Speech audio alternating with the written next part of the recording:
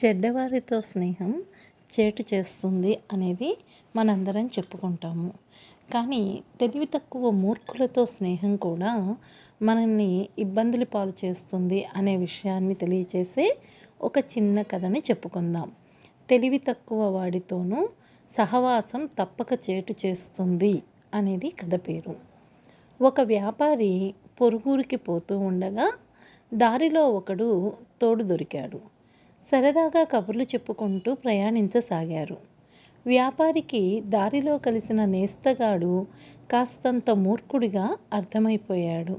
అయినా ఊరు చేరేటంత వరకే కదా వీడి తోడు, ఆ తర్వాత వాడి దారి వాడిది, నా దారి నాది. ఒంటరిగా వెళ్ళేదానికంటే ఎవరో ఒకడు తోడు ఉండటం మంచిదే కదా అని తనకు తాను సర్ది చెప్పుకున్నాడు వ్యాపారి.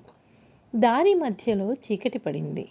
వ్యాపారి తాను తెచ్చుకున్న అన్నంలో కొంత నేస్తగాడికి కూడా పెట్టి తాను కొంత తిని ఒక చెట్టు మరుగున పడుకున్నాడు. నేస్తగాడు అంటే స్నేహితుడు లేదా తోడు కలిసినవాడు అని అర్థం.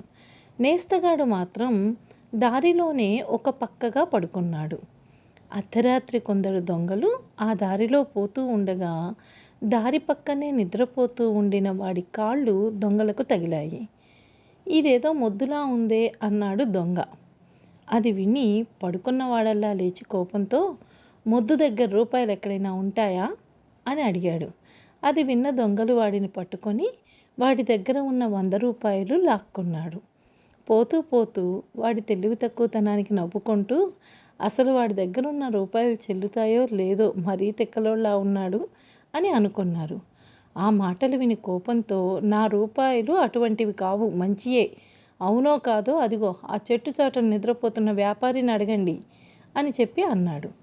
ఆ దొంగలు అలాగే అడుగుతాము అని వెనక్కి వచ్చి నిద్రపోతున్న వ్యాపారిని లేపి వాడి దగ్గరున్న ధనాన్ని కూడా దోచుకొని సంతోషంగా వెళ్ళిపోయారు. అందుకే స్నేహం చేసేటప్పుడు జాగ్రత్తగా ఉండాలి అని పెద్దలు చెప్తారు.